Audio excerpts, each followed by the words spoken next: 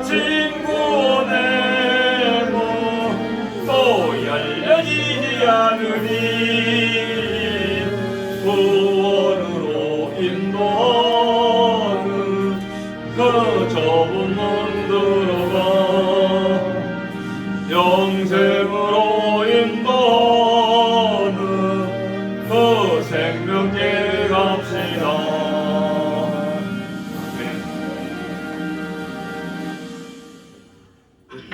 499장 찬양됩니다.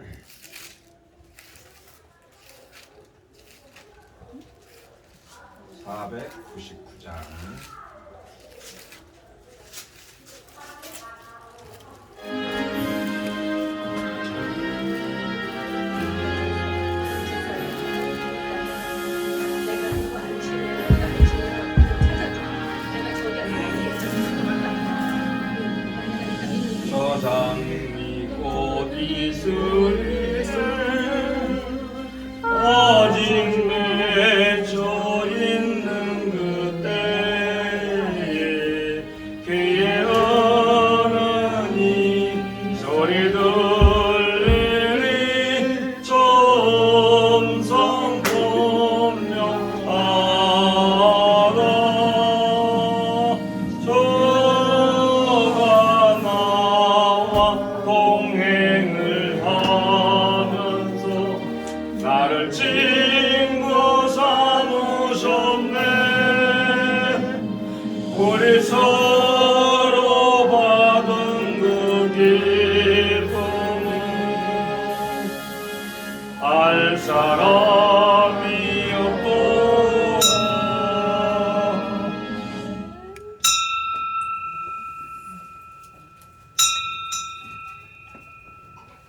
다 같이 묵상기도 드리시고 주일 오후 예배 하나님께 드립니다. 다 같이 묵도 드립니다.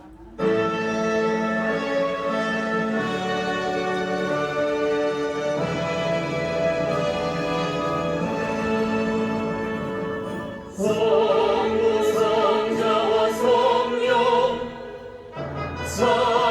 찬송과 영광 돌려보내세 대처로 지금까지 또 영원 무궁토록 성삼위의 영광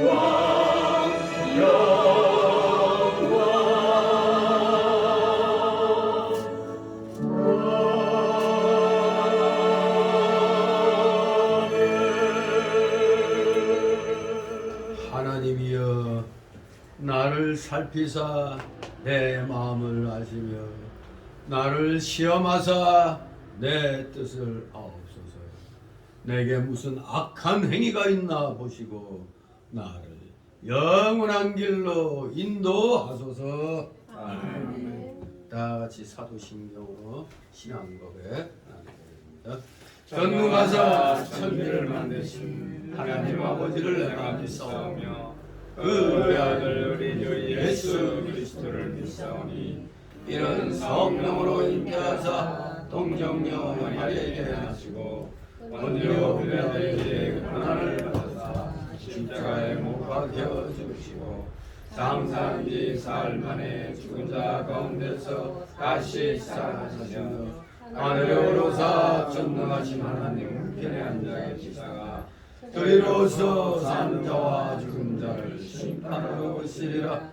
성령을 믿사오며 거룩한 공예와 성도가 서로 교통하는 것과 죄를 사하여 주시는 것과 몸이 다시 사는 것과 영원히 사는 것을 믿사옵나이다. 아멘. 찬송가 495장 부르신 후 오늘 이 시간을 위해 최성재 집사님이 기도하겠습니다. 495장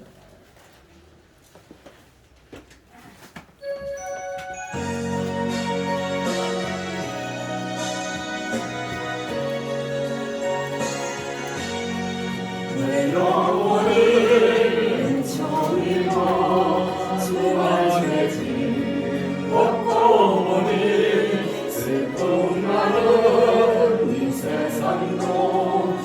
천국으로 바라보다 할렐루야 찬양하세 내 모든 죄 사함받고 주 예수와 동행하니 그 어린아 하늘나라 주의 얼굴 뵙기 전에 올리네요 하늘나라 내 마음속에 이루어지니 날로 가깝구나 할렐루야 찬양하세 내 모든 죄 사함받고 주 예수와 동행하니 그 어린아 하늘나라 높은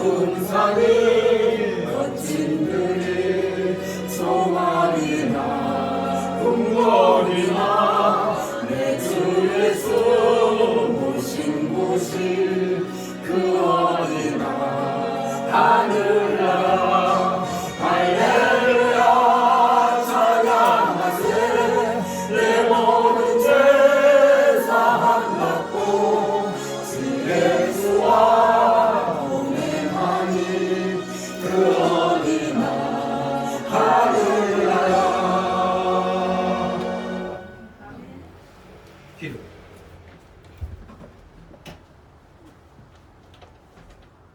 생명의 근원 되시는 하나님 아버지, 풍요로운 계시들에게 가을과 거룩한 주의를 허락하셔서 주일 전에 나와 예배를 드리게 하시니 감사드립니다. 얼마 남지 않는 올 한 해도 주님과 동행하는 귀한 시간 되게 허락해 주시고 저희들 예수 그리스도의 십자가 보혈로 죄악과 허물을 씻김 받게 인도하여 주시옵소서. 아멘. 이 복된 날 우리에게 크신 은혜를 주실 줄 믿습니다. 기온이 떨어짐과 함께 코로나로 독감, 여전히 질병 위험 속에 놓여 있지만 질병과 함께 사는 시대가 하는 것 같습니다. 긴 시간 동안 궤도를 이탈했던 우리의 삶이 정상을 되찾고 회복의 길로 인도하셔서 앞에 있었던 모든 일상이 회복될 수 있도록 주님 은혜 내려 주시옵소서. 이 나라와 이 백성들 구별 살펴 주시옵소서. 주님 단에서 말씀 전하시는 주의 종을 항상 기억하사 영육간에 강건하게 인도하여 주시고 아멘. 선포된 진리의 말씀을 통하여 저희들 믿음이 굳게 서게 인도하여 주시옵소서. 이 시간 처음부터 마치는 시간까지 주님 함께 하시어 홀로 영광 받으시옵소서. 예수 그리스도의 이름으로 기도드리옵나이다. 아멘. 감사합니다. 이 시간 함께 은혜 나눌 말씀 오전에 이어서 마태복음 23장 8절에서 12절까지의 말씀입니다. 마태복음 23장 8절에서 12절까지 우리 교대로 읽도록 하겠습니다.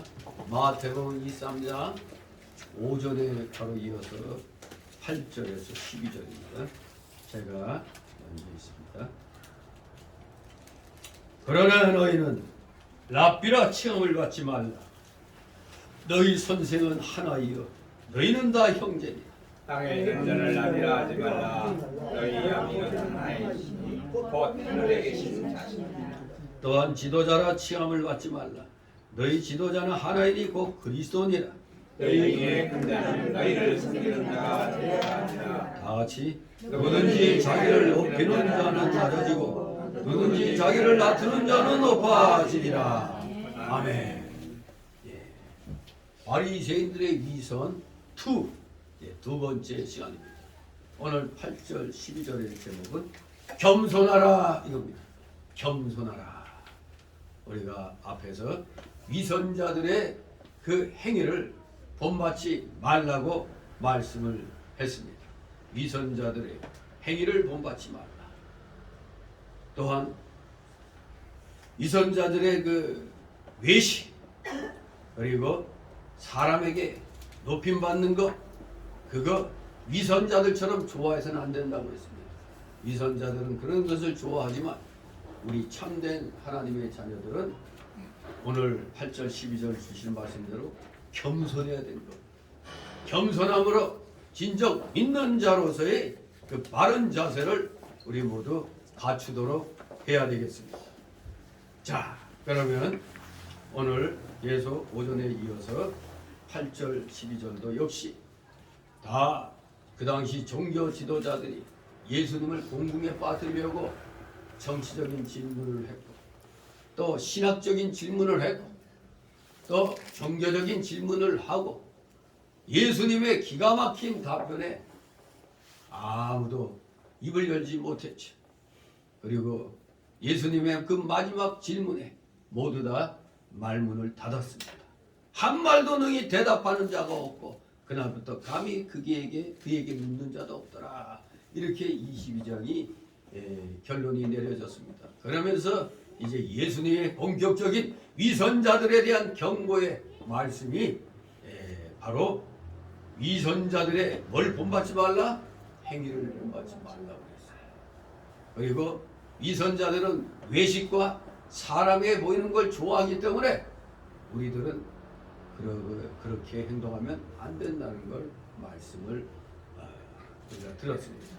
바로 이것을 모두 결론적으로 오늘 8절 12절에서 겸손하라. 참 성도는 겸손해야 된다는 걸 가르쳐 줍니다. 우리의 선생이와 아버지는 하나이신 하나님 곧 그리스도이심을 알고 겸손하라는 겁니다. 그리스도를 바로 알면 겸손해질 수밖에 없는 것입니다. 자, 8절 10절 있습니다. 그러나 너희는 나비와 시험을 받지 말라. 너희 선생은 하나이요 너희는 다 형제라. 땅에 있는 자를 아비라 하지 말라. 너희 아버지는 하나이시니 그 하늘에 계신 자신이라. 또한 지도자라 시험을 받지 말라. 너희 지도자는 하나이니 곧 그리스도니라. 아멘. 자, 우리가 보는 성경에는 이렇게 돼 있는데 소위 좀 더 권위를 인정받는 전통 본문에는 이 8절이 이렇게 되어 있습니다. 너희 선생은 하나이니 하나이오가 아니라 너희 선생은 하나이니 곧 그리스도시여 너희는 다 형제니라. 약간 그 뉘앙스의 차이가 좀 있죠. 너희 선생은 하나이여 너희는 다 형제니라. 이 말씀보다 전통 본문에는 너희 선생은 하나니 바로 그리스도라. 너희는 다 형제니라. 이렇게 되어 있습니다. 랍비나 아비나 지도자는 다 종교적 지도자들을 가리키는 용어일 것입니다. 랍비는 말씀드린 대로 선생이란 뜻이죠. 우두머리, 지도자 그런 뜻입니다. 아비는 여기서 육신의 아비를 가리킨 것이 아니고 영적 지도자를 가리키는 것으로 우리는 봅니다. 우리의 선생님과 영적 지도자는 하나뿐이 하나님 하나뿐 곧 예수 그리스도뿐이십니다. 그래서 우리 모든 성도는 그리스도 안에서 다 형제인 것입니다. 그래서 이 우리가 기독교인들 간에는 남자들끼리는 뭐 형제요 또 여인들끼리는 자매요 그렇게 얘기를 하죠. 그런데 우리가 전에는 자연스럽게 무슨 형제님 그냥 무슨 성도님이라고 안 하고 무슨 형제님 자매님 그랬는데 어느 날부턴가 그 소리가 싹 들어갔죠. 왜? 아이 저 지방교회 그 워치만이 미트리스비 이런 지방교회 운동하는 자들이 아이 좋은 용어는 자기들이 다 차지했어. 그들이 바로 형제 자매를 즐겨 쓰는 바람에 잘못하면 그들과 오해가 될 수 그들로 오해가 될 수 있기 때문에 마치 우리가 빨갱이들 용어인 동무라는 말 원래는 우리가 얼마나 좋게 우리 어릴 때 얼마나 많이 사용했어요. 동무야 놀자. 옛날엔 그 집 문 앞에 가서 뭐 요새는 뭐 핸드폰으로 이렇게 있지만 그때는 집 문 앞에 가서 동무야 놀자 그러면 알았다 하고 그랬는데 그 동무란 말이 어느 날부터 간첩들 구별하는 단어로 쓰이게 되죠. 그래서 오늘날 동무란 말 안 쓰잖아요. 마찬가지로 형제자매 좋은 말인데 우리 예수님부터가 너희는 다 형제라고 했는데 우리는 이것도 저 이단들하고 헷갈리지 않으려고 이 좋은 용어를 지금 일부러 안 쓰고 있는 거죠. 뭐 쓴다고 해서 큰 문제는 없지만 내가 그런 용어를 쓰다 보면 다른 사람들이 모르고 저거 지방교회인가 딱 그렇게 또 오해할 수가 있기 때문에 또 어쩔 수 없이 안 쓰는 겁니다. 뭐 쓴다고 해서 큰 문제는 없지만 오해가 생길까 봐. 아무튼 예수님이 다 형제라고 그랬어요. 믿음의 아버지는 오직 하나님 한 분뿐이십니다. 하나님이 진리와 영감으로 우리 성도를 낳아 즉 우리가 충성하도록 해주시고 그래서 길러주시고 인도해 주시는 겁니다. 우리 성도는 하나님께로부터 새 생명을 받았고 그 생명으로 지금 살고 있는 겁니다. 여러분들은 거듭난 그 생명으로 살고 있어요.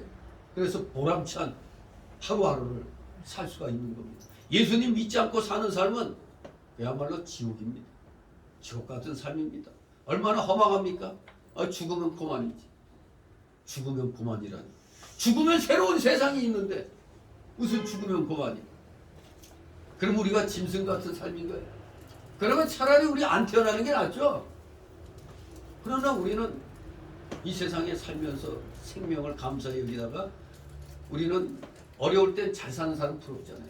바로 그런 겁니다. 우리가 지금 현재의 삶이 괴로우니까 우리 예수님 재림부의 삶은 영원한 행복이 지금 우리에겐 보장되어 있는 겁니다. 그러니 우리는 희망을 가지고 어려운 가운데서도 기뻐할 수가 있는 겁니다. 그러니까 항상 기뻐하라 그러면 맨날 기뻐하라고 해서 해죽되면 안 되죠. 우리 절제할 줄 알아야 된다고 그랬잖아요. 항상 기뻐하긴 하되 절제할 줄 알아야 돼요. 나 슬픔 당했는 데 가서 거기서 으아 하고 웃고 그러면 좀 미친놈인가 그런 소리 듣잖아요. 절제해야 돼. 우리 성도는 절제할 줄 알아야 됩니다. 아무튼 우리는 중생했어요. 거듭났어요. 이런 우리를 하나님이 인도해 주시는 겁니다. 다 하나님께로부터 중생한 생명, 새 생명을 받고 그걸로 살고 있는 겁니다. 그래서 우리에게는 하나님의 생명과 능력이 언제나 우리 속에서 살아 역사하고 있는 겁니다. 성령께서 끝날까지 함께 있겠다고 하잖아요. 임마누엘, God is with us. 임마누엘, 하나님은 우리와 함께 계신다는 겁니다. 하나님은 참으로 유일하신 영의 아버지십니다. 그 외에 어떠한 영의 아버지는 없습니다. 그런데 저 이단들은 뭐예요? 처음에 목사로 시작했다가 지가 하나님이 돼버렸어. 교주. 그걸 이름하여 교주라고 그러죠. 저 봉천동에는 그 인간이 죽고 나니까 그 아내가 높여서 내 아내라고 해주네.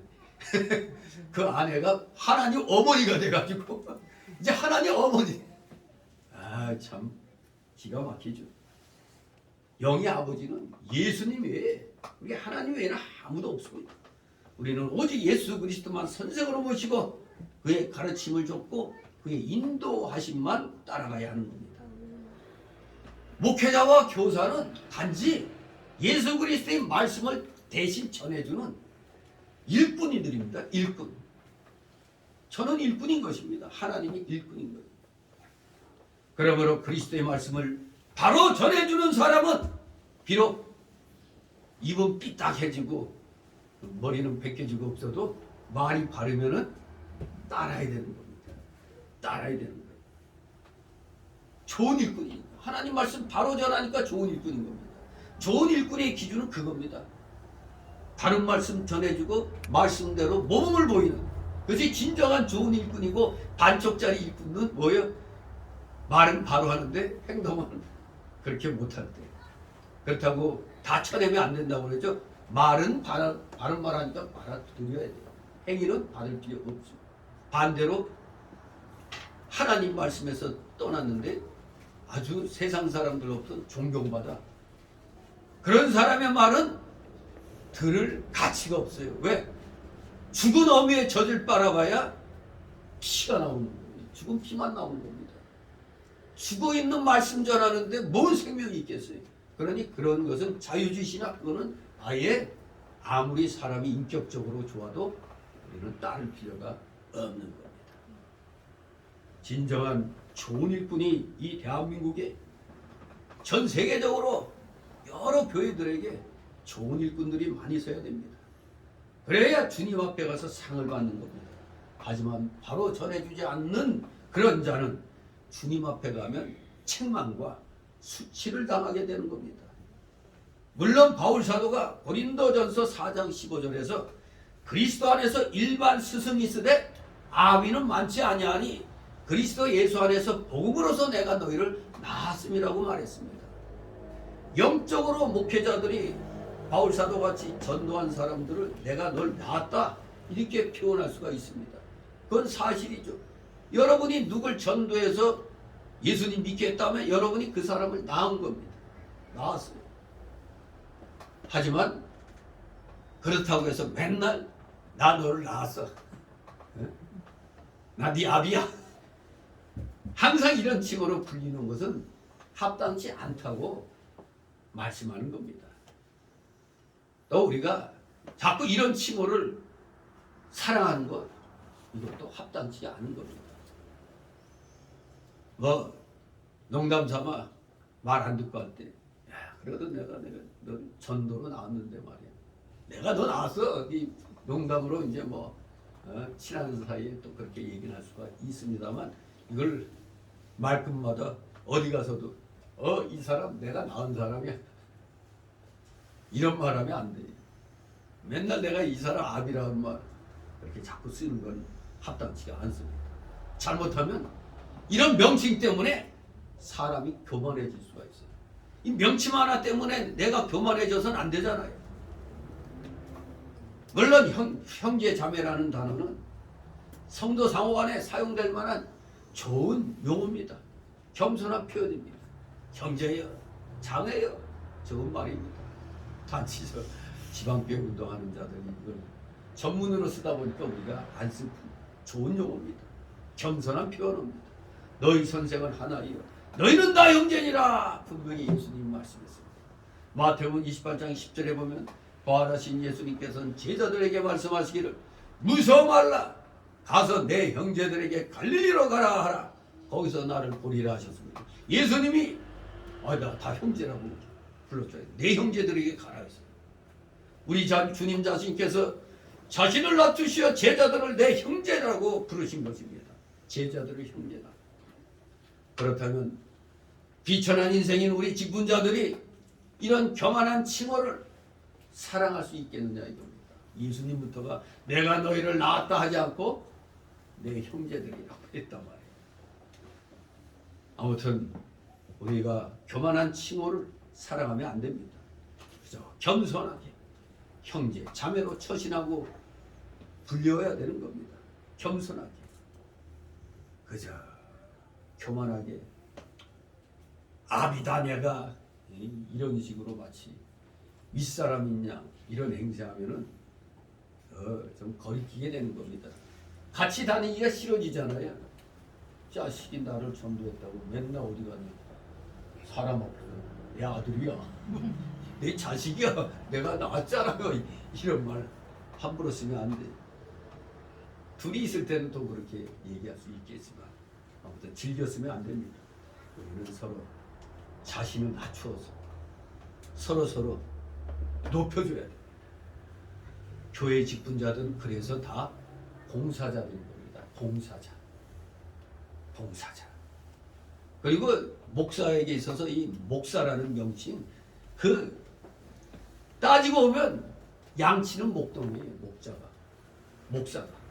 지금 목사는 목자라는 뜻입니다. 양치는 목동. 그는 하나님의 약물인 성도들을 보살피는 일꾼인 겁니다. 그래서 영어로 목사를 가리키는 용어 중에 미니스터라는 말이 있어요. 미니스터. 패스터라는 말 말고도 미니스터. 바로 섬기는 자라는 뜻입니다. 미니스터 배 하면은 배목사 이거지만 그 속뜻은 섬기는 자 배 이거라는 얘기입니다. 고린도전서 3장 5절에서 바울 사도는 말하기를 그런지 아볼로는 무엇이며 바울은 무엇이냐 저희는 주께서 각각 주신 대로 너희로 하여금 믿게 한 사역자들이니라. 디아코노이 사역자들이다. 믿게 한 사역자들이다. 왜 그 당시 고린도 교회에 몸파가 생겼다고? 아볼로파, 바울파, 베드로파, 예수파 막 그렇게 생겼기 때문에 그렇습니다. 아무것도 아니야. 주님이 각각 주신 대로 너희에게 믿게 한 사역자들 뿐이라 이겁니다. 사역자란 말은 헬라어로 표현하면 집사예요. 집사라는 말. 즉 시중드는 자, 시중드는 자, 섬기는 자, 종이란 뜻입니다. 사역자라는 말이 헬라어. 우리가 흔히 집사로 표현합니다. 시중드는 자, 섬기는 자, 종이다 이겁니다. 둘로스, 종, 노예. 제가 왜 이런 로만 칼라나 차이나 칼라를 선호하는 이유가 뭔지 아십니까? 넥타이는 좀 뜻이 좀 그래요. 근데 이 로만 칼라나 이 차이나식 이런 거는 이게 옛날 노예들이 목에 이거 쇠굴레를 노예들은 차고 있었잖아요. 그 주인에게 그냥 완전히 부속됐다는 의미거든요. 바로 그 중세 때는 다 이런 스타일이었어요. 그러다 이게 종교개혁으로 되고 나서 그대로 그걸 갖다 주워 입고 온 자들이 오늘날 로마 가톨릭이다 보니까 이거 천주교 신부들이나 차는 거지 이렇게 착각들을 하고 있어요. 이게 바로 하나님께 완전히 붙들림 받은 그런 뜻이에요. 내 목사들한테도 이런 얘기 해줬죠. 이게 자꾸 꼭 신부들만 뭐 그렇게 뭐 이런 걸 하는 것 같이. 사실 우리 개신교는 한복도 딱 정식으로 갖춰 입으면 한복도 그대로 입고 여기에 쓸 수가 있죠. 한복도 보기에도 아주 좋죠. 아무튼 제가 그래서 항상 생각을 하는 하나님께 딱 묶여있다. 그런 의미를 표현할 때 이런 게 그래도 늘 인식하게 되거든요. 그러니까 뭐 정장이라고 해서 꼭 넥타이 매라는 건 없어요. 이거의 넥타이는 바로 요거 빼면은 요거 하나 이렇게 또 빼면은 그냥 이렇게 되는 거예요. 이게 넥타이인 거죠. 로만 칼라. 아무튼 많은 사람들이 또 저기 어디 감리교에서는 나의 이런 세계 이것이 그런 목장은 감리교에 이걸 이런 사람이 뭐 입는 거라나 어쨌다 뭐 또 그런 얘기를 해요. 근데 다 그런 게 형식이죠. 중요한 건 하나님 앞에 붙들림 받겠느냐. 그게 중요한 거예요. 그래서 항시 이 칼날을 딱 보면 하나님께 묶여있지. 우리 강아지나 뭐 보면은 강아지들 목줄하고 있잖아요. 그거는 목줄만 보면 어느 집 강아지구나 알 수 있는 거예요. 어느 집에 주인이 있다는 의미잖아요. 바로 목사들의 주인은 하나님이라는 얘기입니다. 함부로 교만 떨고 내가 제일이다 이렇게 하면은 실수하는 겁니다. 아무튼 고린도후서 4장 5절에서 바울은 분명히 얘기합니다.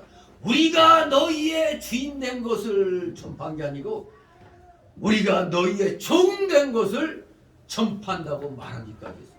너희의 종이다. 미니스터, 섬기는 자, 종 그런 뜻입니다. 물론 목사뿐만 아니라 전도사도, 장로도, 권사도, 부역장도, 주일학교 교사들도, 집사도, 교회 모든 직분자들은 다 미니스터, 섬기는 자, 봉사자, 일꾼인 겁니다. 집사. 그래서 우리는 교만한 칭호를 좋아하지 말아야 합니다. 이들 노회장 하고 나니까 너 뭐 소위 뭐 전 노회장이면 될 텐데 어려워 한자어를 왜 처음에 기독교에서 증경회장 그럴 때 뭔 소리가 있어요. 증경노회장, 증경총회장.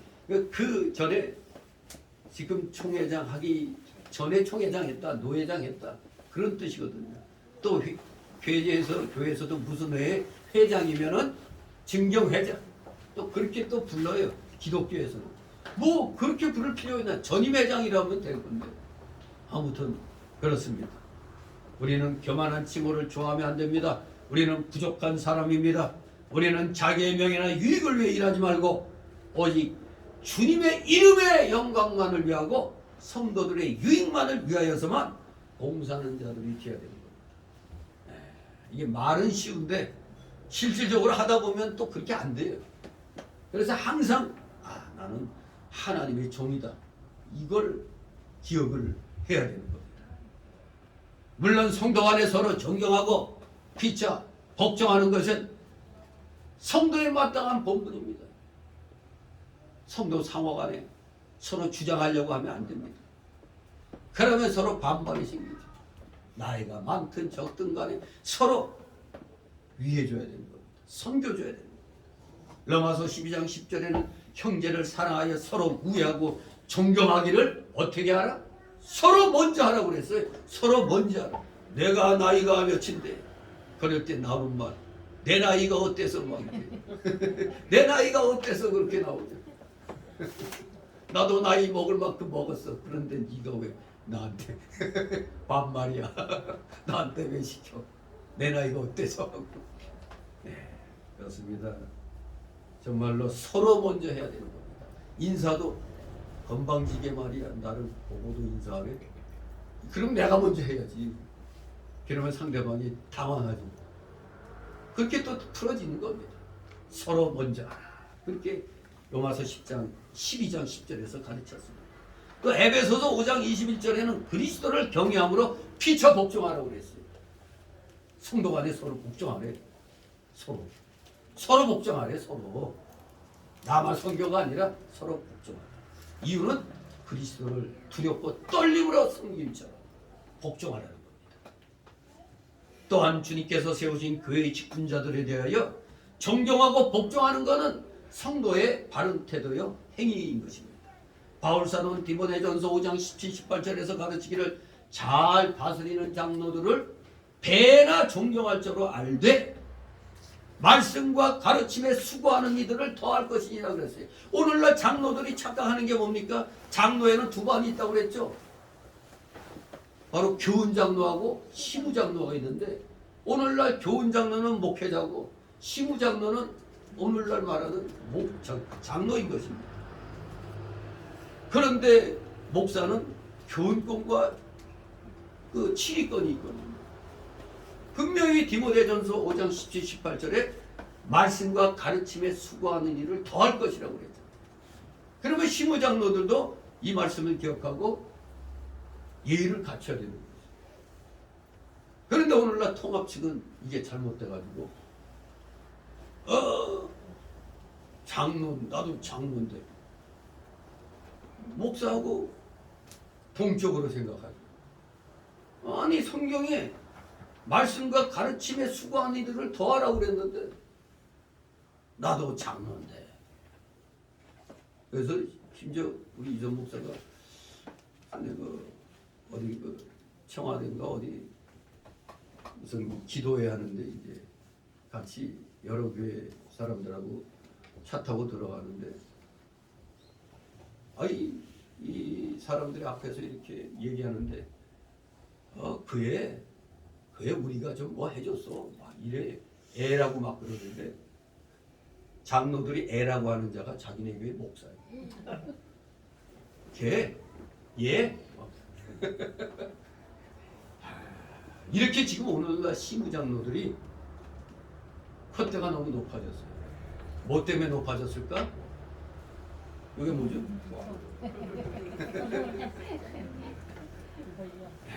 목사들이 또 돈의 노예가 되고 목사들의 목줄을 누가 잡고 있어? 그 교회 장로들이. 야, 시원찮아 갈자. 그러면 졸지 그냥 교회에서 쫓겨나는 그런 시대에 지금. 그러니까 속편하게 힘들어도 개척하는 게 제일 속편한 겁니다. 장로 대웅교회 가서 좀 대우 좀 받으려고 장로들 앞에 가서 설교 시험 보고 아이고 하면서 장로들한테 꿈찔거리고 그건 완전히 비성경적인 겁니다. 분명히 디모데전서 5장 17, 18절에 잘 다스리는 장로들 배나 존경할 줄 알되 특히 말씀과 가르침에 수고하는 이들을 더하라고 했잖아요.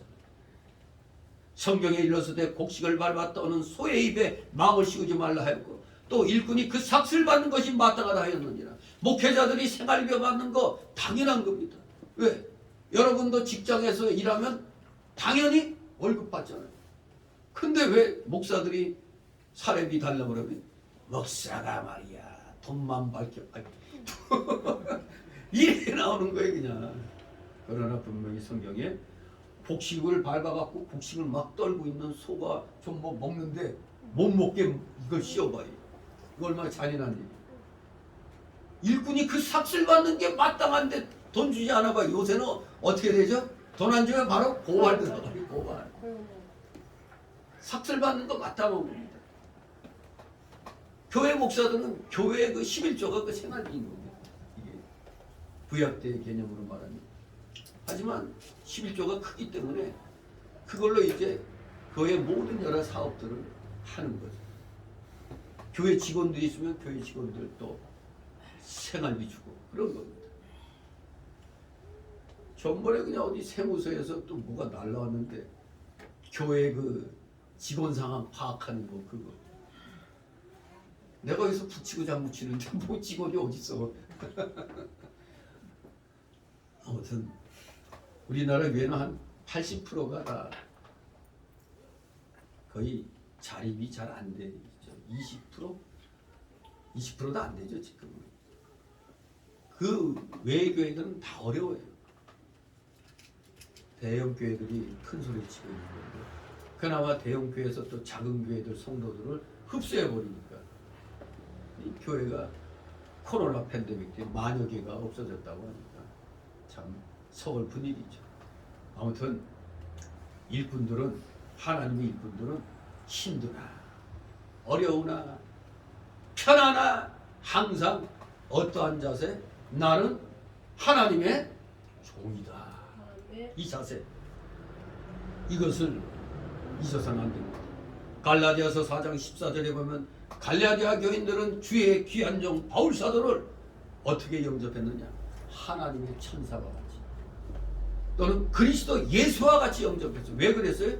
하나님 말씀을 전해주니까 그렇게 대우했다는 겁니다.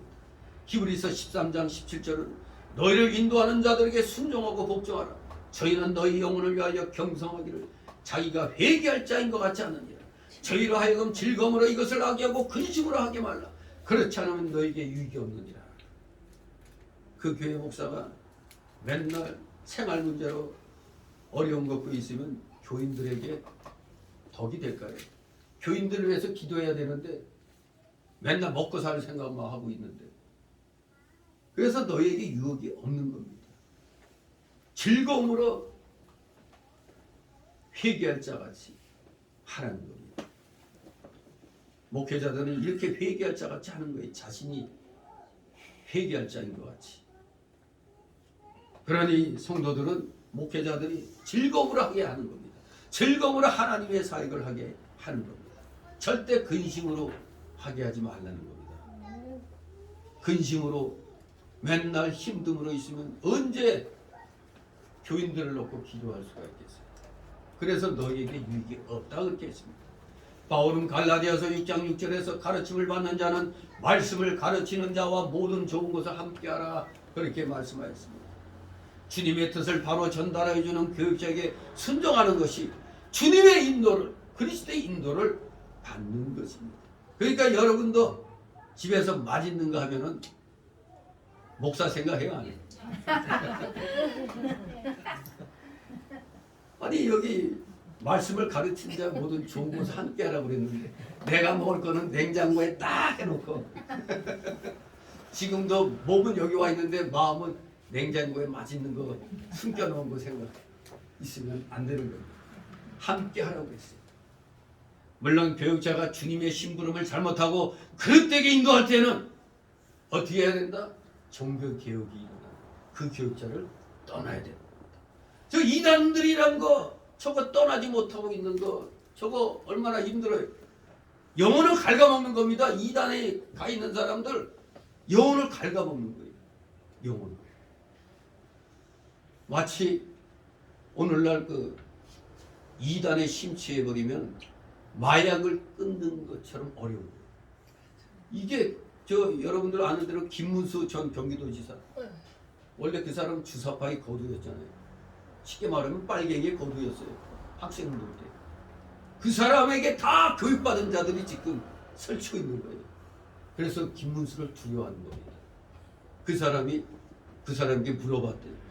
그쵸? 공산주의 사상 끊는데 이게 왜 어렵냐 그러니까 이 공산주의 사상에 딱 들어가면은 마치 뭔가 그냥 신선한 어떤 것이 확 이렇게 차지한 것처럼 마치 마약에 폭 빠진 것처럼 못 빠져나온다는 거예요. 주사파 사상, 이 공산주의 사상에 빠지면 못 빠져나온다.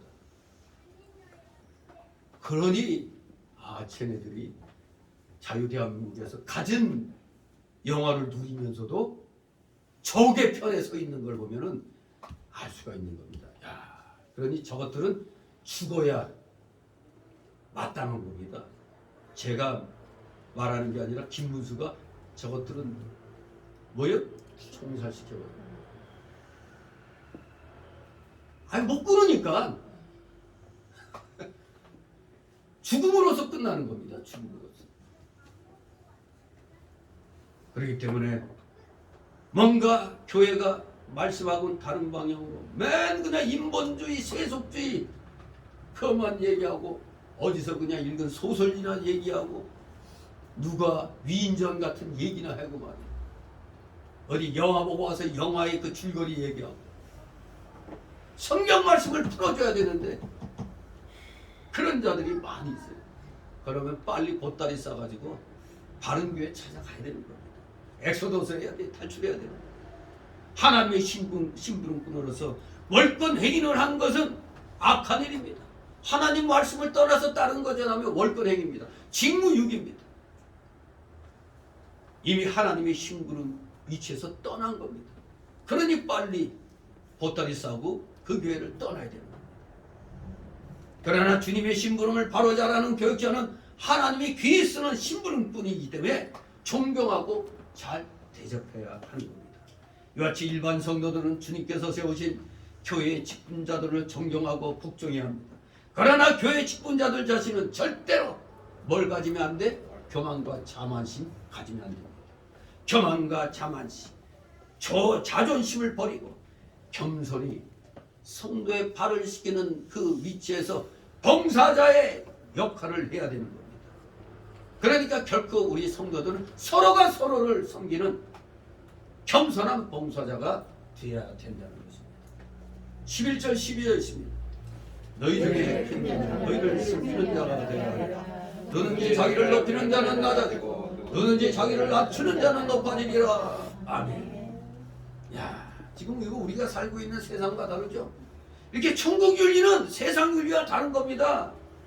세상에서는 번세 있고 돈 많고 이런 사람이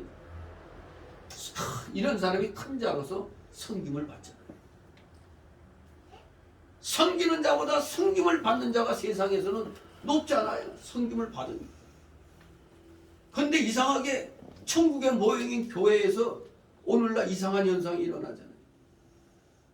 어떻게 거꾸로 되고 있잖아요. 모두 다 섬김을 받으려고 그러지 섬기지 않으려고 그러잖아요. 분명히 예수님은 천국과 교회 안에서는 세상과 다르다고 말씀하셨어요. 우리 주 예수 그리스도 자신께서 자신을 낮추어서 우리 죄인들 위하여 자신의 몸을 희생하셨잖아요. 십자가 위해서. 그래서 대신학적인 용어로 대리적 속죄의 죽으심이라고 하죠. 십자가의 죽으심을 대리적, 날 대신해서 희생양으로서 대신 죽으신 거예요. 내 죄값을 치르기 위해서. 대리적 속죄의 죽으심. 그래서 마태복음 20장 28절에 인자가 온 것은 섬김을 받으려 함이 아니라 도리어 섬기려 하고 자기 목숨을 많은 사람의 대속물로 주려 함이니라. 분명히 인자의 오신 목적을 말씀합니다. 대속물로 오신 겁니다. 천국에서 가장 큰 자이신 주님께서 가장 낮은 자리에 처하신 겁니다. 그러니 우리도 주님을 본받는 자라면 우리의 직분이 중할수록 주님처럼 성도를 섬기는 자리에 서야 되는 겁니다. 이렇게 자기를 낮추고 다른 형제와 자매를 위하여 봉사하고 섬기는 자는 진정 주님을 섬기는 본받는 자로서 주님의 인정을 받고 높임을 받게 되는 것입니다. 그러나 자기를 스스로 높이는 자는 자신의 죄악되고 무가치한 정체와 주 예수 그리스도의 크신 은혜를 알지 못하는 자입니다. 그런데 오늘날 교회에 이런 자들이 많아지니까 이게 문제인 것입니다. 세상에서 국회의원이다, 장관이다, 뭐 검사다, 판검사다, 뭐 좀 그럴듯한 직함을 갖고 있는 사람들이 교회 오면은 교회에서는 어떻게 되는 거예요? 아니 믿음 생활 한 지 얼마 안 됐는데도 보면은 언제 무슨 집사 되고 장로 되고 뭐 그러잖아요. 그러니 저 소시교에서는 하여간 뭐 억은 기본이야. 장로가 되면은 뭐 헌금했다 하면 기본이 억이야. 그러니 2억을 헌금한 사람하고 1억을 헌금한 사람하고 상태가 달라. 내가 그거 사진으로 봤어요. 2억을 헌금한 사람에게 딱 주는 소씨가 주는 표하고 1억 편 사람이 받는 표하고 사진 찍은 거 보니까 달라. 대우가 달라. 그런데 이거 나는 확인할 수 없지만 한간에 떠도는 소리가 남진이 10억을 헌금했다고 그러잖아요. 그 정강 목사가 소씨한테 이제 이 광화문운동 이런데 애국운동에 합세하라고 이제 했더니 한다는 소리가 자꾸 이제 더블당 까고 막 이렇게 하니까 그러면 전쟁을 형님 막 자기들끼리 막 그렇게 부르는 거예요. 형님 그럼 전쟁을 하자는 겁니까? 그렇게 말하더래요. 소씨가. 그러면 우리는 뭐라고 대답해? 그래? 그럼 우리 그냥 앉은 자리에서 다 내줘? 그러면 그게 우리의 말입니다. 저들은 북한에 그냥 아부 떨고 그냥 어떻게든지 뭐하면 뭐 갖다 주고 해서 누그러뜨리자고 하는 자들은 지금까지 헛거였죠. 맨날 미사일 쏴대는데 평화를 구걸하면 안 되죠. 평화는 뭐가 뒷받침돼야 되죠? 힘이 뒷받침돼야 돼요. 힘. 이게 인류의 역사를 통해서 우리에게 교훈해 주는 겁니다. 힘이 없으면 평화가 없습니다. 힘을 길러야. 이거는 애들 사이도 잘 알아요. 힘 있는 애 편으로 애들이 모이지 힘 없는 애 편으로 안 모여요. 그리고 내가 좀 힘이 제일 나온 줄 알았더니 또 어디서 호족수가 딱 나타나면 어떻게 서로가 경계하지 잘 안 싸워요. 왜 서로 싸우면 손해보니까 서로 그냥 눈빛만 교환하죠. 딱 눈빛만 딱 째려보고 눈빛만 교환하잖아요. 정작 싸움은 안 나요. 힘이 있으면. 그런데 딱 봐서 아이고 이거 뭐야 한 주먹거리나 하면 짜샤 하고 이러면 그냥 아이고 힘님하고 그냥 이게 인간사잖아요. 똑같아요. 국가 사이에도. 우리가 그 러시아가 우크라이나 공격할 때 다들 뭐 며칠 내내 끝나겠다 했는데 이게 웬걸? 그냥 서방에서 와가지고 막 그러니까 우크라이나가 다시 살아나죠. 다들 그냥 저 젤렌스키 저거 며칠 만에 저거 외국으로 망명하고 뭐 그렇게 될 거다 했는데 웬걸? 지금 러시아가 쩔쩔매고 있어요. 러시아 무기 비축해놨던 거 다 바닥났어요. 핵무기만 남았다고. 그러니까 북한에게 야 무기 좀 내놔라 해가지고 북한이 그냥 무기 대주고 막 그러잖아요. 우리가 또 우크라이나에다 뭐 무기를 주려고 하니까 푸틴이 또 한 소리 했죠. 만약 주면은 우리하고 관계는 끝날 줄 아는 식으로 그렇게 협박했죠. 그랬더니 윤 대통령이 우리는 주권 국가다. 우리 마음대로 하면 그렇게 나온 거예요. 우리도 좀 어느 정도 힘이 있잖아요. 왜? 미국하고 세계 최고의 힘을 가진 미국하고 동맹이잖아요. 그 힘이 있잖아. 그 큰 소리 칠 수가 있는 겁니다. 우리 그 조선 말기 역사를 알면은 우리나라 조선이 얼마나 불쌍했어요. 이리 치이고 저리 치이고 일본에 치이고 청나라에 치이고 그러다가 아이고 해갖고 러시아로 아간파천 도망갔다가 황제가 그때 얼마나 그냥 이 일본하고 영국이 또 그냥 영일 동맹 맺어가지고 또 그러다가 지금은 우리가 미국하고 동맹이지만 그때는 또 미국하고 일본이 또 얍삽하게 또 밀실해서 카스라 테프트 조약을 맺어갖고 일본이 필리핀 먹은 거 우리 미국이 인정할게. 그러면 일본이 우리가 조선 먹은 거 미국이 인정할게. 그게 카스라 테프트 밀약이거든. 이 우리나라가 힘이 없으니까 그야말로 열강들의 밥상에 놓인 먹잇감이었어요. 이리 째이고 저리 째이고 그야말로. 그런데 청나라도 일본처럼 개화를 빨리 안 해가지고 청나라도 망했더니 그저 그 상해를 중심으로 해서 그냥 조차고요. 상해 그냥 러시아, 미국, 영국, 러시아, 프랑스, 뭐 일본이 그냥 상해 지역을 다 나눠가지고 서로 자기네 구역으로 삼고 이 나라가 힘이 없으면 그렇게 되는 거예요. 힘이 있어야 되는 겁니다. 힘. 그런데 이 힘 자랑이 교회에 들어오면은 말짱 꽝인 겁니다. 그게 정상이에요. 교회에서는 대통령이 나온다, 뭐 장관이 나온다 하더라도 그냥 누구? 성도예요. 다 누구 성도입니다. 똑같아요. 그런데 오늘날에 그냥 목사들부터가 또 자기네 교회 자랑하려고 우리 교회는 판검사가 몇 명이고 말이야. 장관이 몇 명이고 뭐 이제 그걸로 자랑해요. 그렇게 판검사 많고 장관이 있다고 하면서 코로나 팬데믹 때 찍소리 못하고 그냥 그게 뭐야 그게. 교회가 텅비고 말이야. 도리어 그런 사람들 빼기고 해가지고 그냥 거리만 딱딱 유지하고 하면 되는 건데 겁을 잔뜩 집어먹고 세상이 항복했잖아요. 악한 정권에 하나님의 뜻에 어긋난 것은 우리가 지키면 안 되는 거예요. 가이사의 것은 가이사에게 바치듯이 우리가 세상 법에 분명히 지켜야 될 거 지켜줘야 됩니다. 그러나 이게 하나님 뜻에 어긋난 거일 때는 우리가 하면 안 되는 겁니다. 예배 드리지 말라니. 비대면이라는 게 어디 있어요 세상에. 쟤네들이 만들어낸 거예요. 저 주사파 애들이. 비대면 예배라는 거 없습니다. 그냥 예배면 예배예요. 하나님 앞에 나와서 드리는 거예요. 진실로 교회에서는 힘 자랑하면 안 되는 겁니다. 그저 하나님 앞에 다 종입니다. 다 종인 거예요. 서로 섬기는 자들입니다.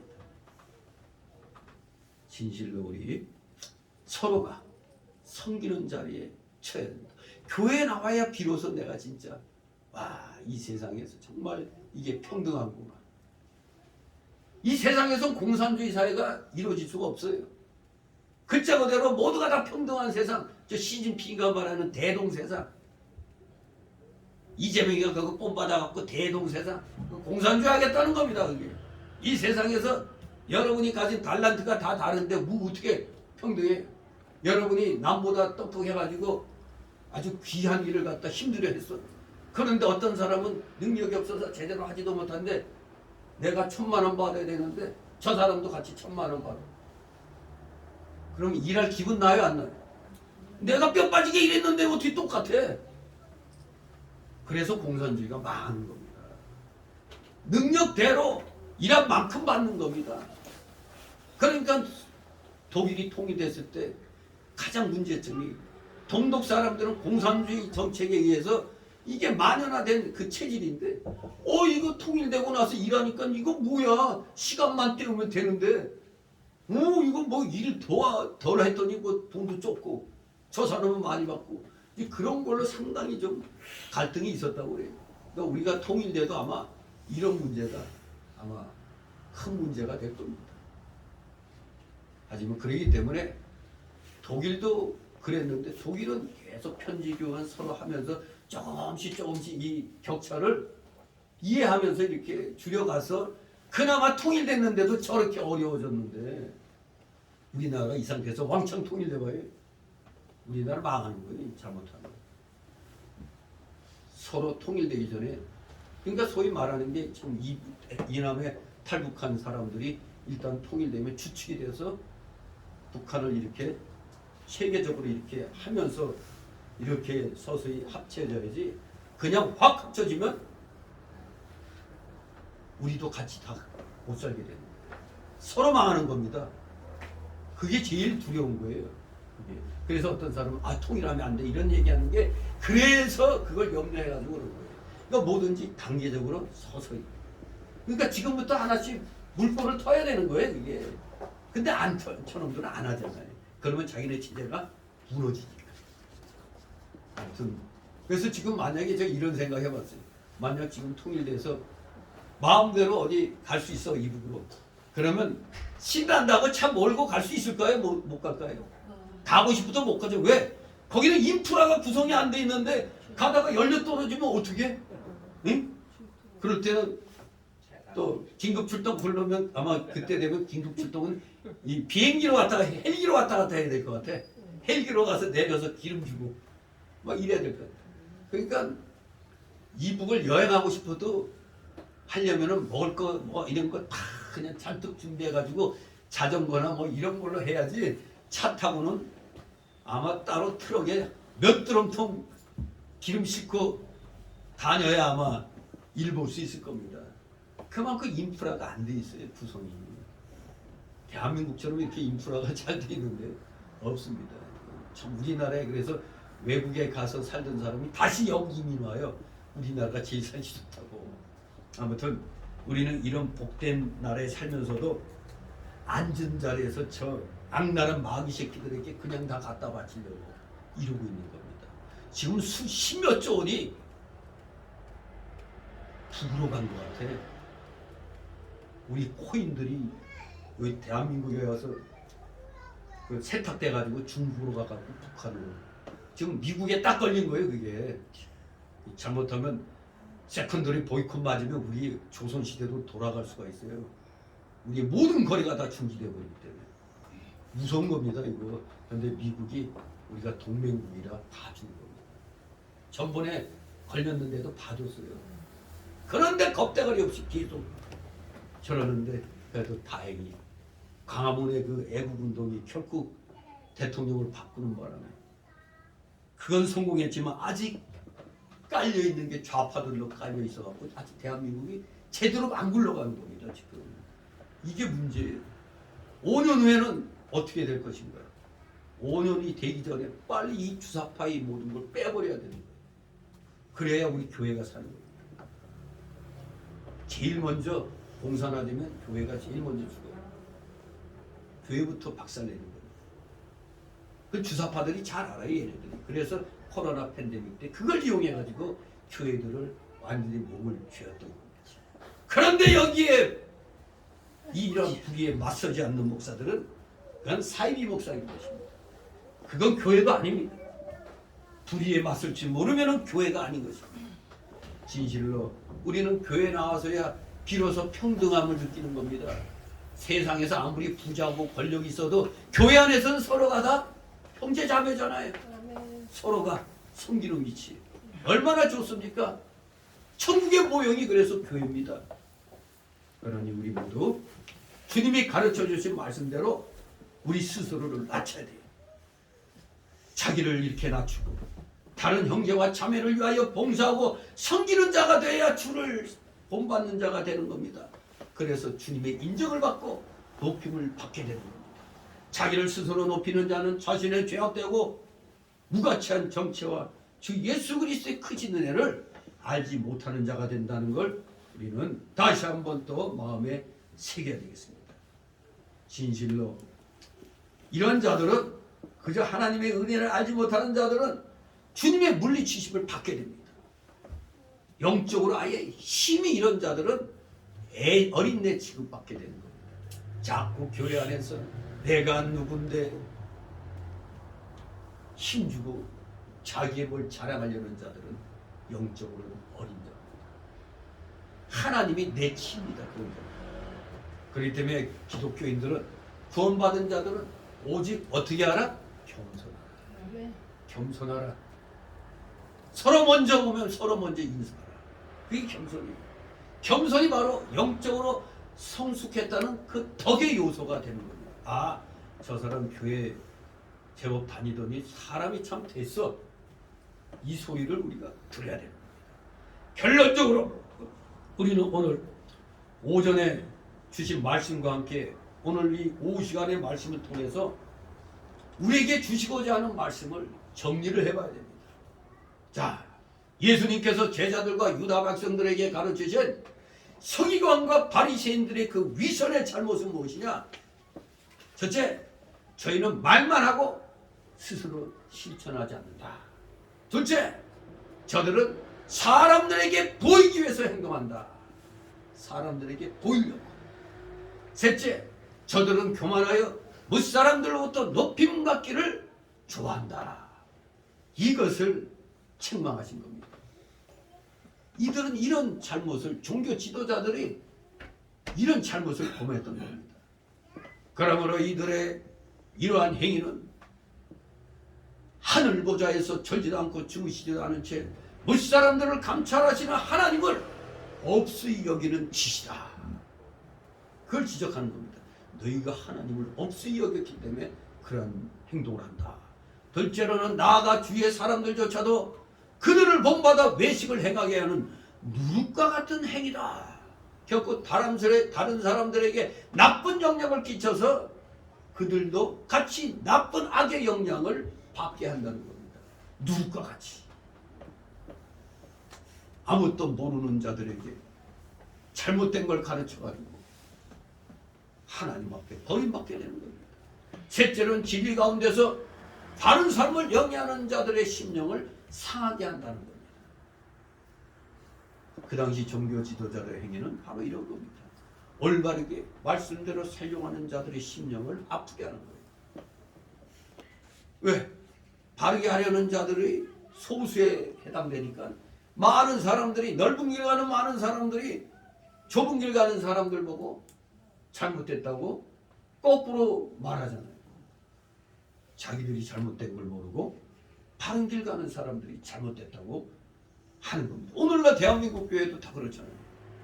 자그마한 교회에서 새벽, 오전, 오후 예배 드리니까 아니 그 교회 이상하네. 하루에 한 번만 드리면 되지. 이런 주일 성수 개념이 아예 없어졌어요. 그래서 바르게 하는 작은 교회들이 도리어 잘못하는 것처럼 그렇게 인식이 되어버립니다. 그러니까 대형교회 나가는 사람들은 자기 편한 시간 아무 때나 가서 한번 딱 드리면 되는데 한번 작은 교회 한번 나가서 예배 드려볼까 해서 나왔는데 보니까 뭔 오전 오후 나눠가지고 또 드려야 된다고 뭐 이런 교회가 이러냐고 이거 이상한 교회 아니냐. 그러니 악화가 양화를 굳혀내버린다는 그런 말이 되는 겁니다. 잘못된 게 바르게 하는 교회들이 적으니까 일반 사람들 눈에도 우리 작은 교회들이 바르게 하려다 보니까 교인도 적고 이렇단 말이에요. 교세도 약하고. 그러니 저 하나님이 은혜 안 주셨으니까 저건 작고 별 볼 일 없지 이렇게 생각하는 거예요. 아, 교인들부터 그렇게 생각하죠. 아, 저 큰 교회 하나님이 은혜를 많이 받아가지고 컸다.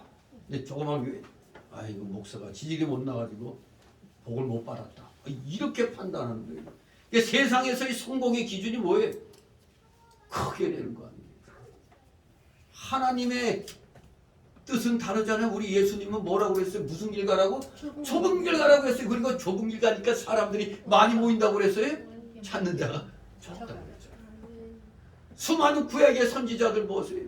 아무리 국가적인 흥망성쇠에 대해서 경고를 해도 그 선지자들의 말을 들었어요? 안 들었어요? 안 들었잖아요. 도리어 달콤한 얘기하는 자들 말은 잘 들었죠. 이게 인간의 부패성입니다. 이 죄악성인 겁니다. 그러니 바르게 살용하는 자들은 심령이 상하죠. 아, 하나님, 그러니까 우리 마음으로서는 저 못되게 하는 것들에게 왜 저렇게 눈에 보이는 복을 주시냐고. 그냥 한 방에 그냥 팍 쓰러뜨리고 우리를 좀 높여줘야 되는 거 아니냐고 이런 생각 들 때 있잖아요. 근데 하나님의 생각과 나의 생각은 다르단 말이에요. 우리 같아서 우리 잘 믿는 사람들에게 좀 하나님의 복도 팍팍 줘가지고 야 제대로 믿으니까 복 받는다 이러고 싶은데 아니 간단하게 이렇게 탱자탱자 하면서 믿음 생활하면은 잘 되니까 다들 저렇게 해야 되나 보다 쫓아가는 거예요. 에이구 니들은 맨날 그 모양이니까 안 되니 이렇게 취급받는단 말이에요. 그러니까 얼마나 심령이 상합니까? 바르게 하는 게 이렇게 어려운 겁니다. 그렇게 어려워요. 따라서 이런 종교 지도자들의 그 결말, 이런 타락한 종교 지도자들의 결말은 이제 하나님께서 진노하시기 때문에 하나님은 없이 여기니까 당연히 이들의 결말은 불을 보듯 뻔하죠. 그렇기 때문에 우리는 항상 어떤 자세로 살아야 되느냐? 하나님께서 나를 지켜보고 계신다 하는 신전의식, 즉 하나님 앞에서, 이게 뭐라고요? 코람데오 사상입니다. 코람데오 신전의식입니다. 누구든지 자기를 높이는 자는 낮아지고 누구든지 자기를 낮추는 자는 높아지리라는 이 12절 말씀, 이 의식을 가지고 우리는 살아가야 할 것입니다. 베드로전서 5장 5절 6절에 젊은 자들아 이와 같이 장로들에게 순복하고 다 서로 겸손하고 허리를 동이라. 하나님이 교만한 자를 대적하시되 겸손한 자들에게는 은혜를 주시는. 그러므로 하나님의 능하신 손 아래서 겸손하라. 때가 되면 너희를 높이시리라. 그러고 보니까 아직 우리는 때가 아니된 모양입니다. 때가 되면 높여주신다고 그랬는데 그놈의 때가 언제입니까? 우리 아직 우리의 때는 아닌 모양입니다. 주님께서는 분명히 교만한 자를 물리치시고 겸손한 자를 받으신다고 그랬습니다. 교만한 자는 하나님 앞에 무가치하지만 겸손한 자는 주님께서 높이 들어 사용하십니다. 여러분 스스로 질문해 보세요. 나는 교만한 자인가? 아니면 겸손한 봉사자인가? 답이 나왔어요? 아멘 소리가 없네요.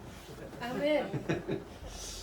진실로 우리 모두 주님의 교훈을 따르며 주님의 모본을 본받는 그런 자가 되어야겠습니다. 우리 모두 날마다 말씀에 비춰서 코람데오 사상으로 자신을 항상 성찰하시 바랍니다. 어떤 상황에서도 흔들리지 않냐고 말씀 중심으로 나가겠다. 굳건히 자기 믿음 지키겠노라. 어떠한 상황에서도 겸손을 잃지 않겠노라. 다짐하고 결심하는 여러분 되시기를 주님의 이름으로 축원합니다. 기도. 거룩하신 하나님 아버지 은혜를 감사드립니다. 오늘 주시는 말씀을 통해서 우리가 하나님 앞에 정말로 스스로 낮아져야 하나님께서 높여주신다는 사실을 다시 한번 분명히 깨닫게 된 줄 믿습니다. 우리 인간의 본성, 이 부패성과 이 연약성과 이 완악성은 어떻게든지 남들 앞에서 높임받고자 하는 마음이 일어납니다.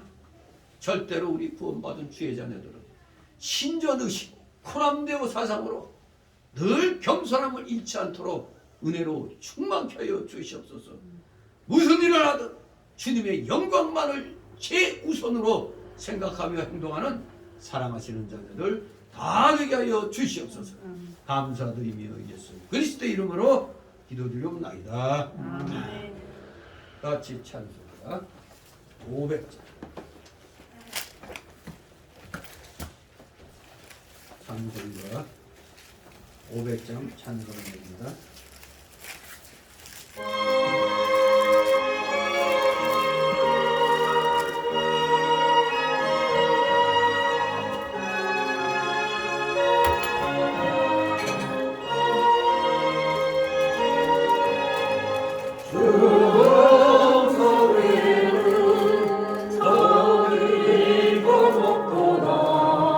날 사랑하시고 늘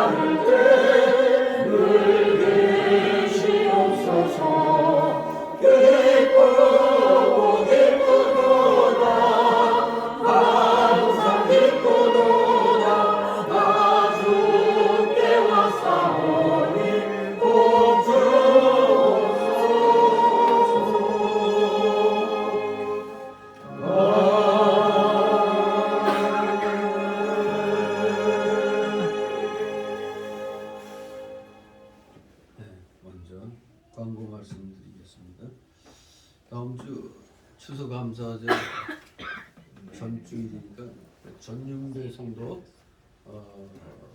전윤배 성도가 어느 구역에 속하죠? 이구요? 세례 세례 그 문답을 공부를 시키시길 바랍니다. 그리고 추수감사주일에는 꼭 전도의 열매들을 하나님 앞에 보이시기 바랍니다. 주기도문으로 마칩니다. 하늘에 계신 아버지여 이름이 거룩을 받으시오며 나라의 마옵시며 뜻이 하늘에서 이룬 것 같이 하늘에서도 이루어지이다. 오늘날 우리를 양식을 주시고 우리가 우리 죄인들을 사하는 것 같이 우리 죄를 사하여 주시고 우리를 시험에 들게 하지 마옵시고 다만 악에서 구하소서. 너희에게 나라와 권세와 영광이 아버지께 영원히 있사옵나이다. 아멘.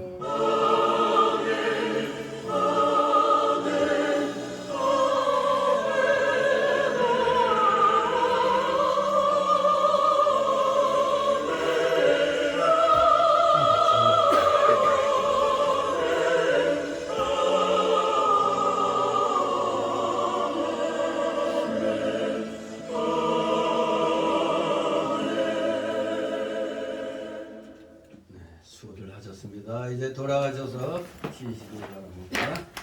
감사합니다.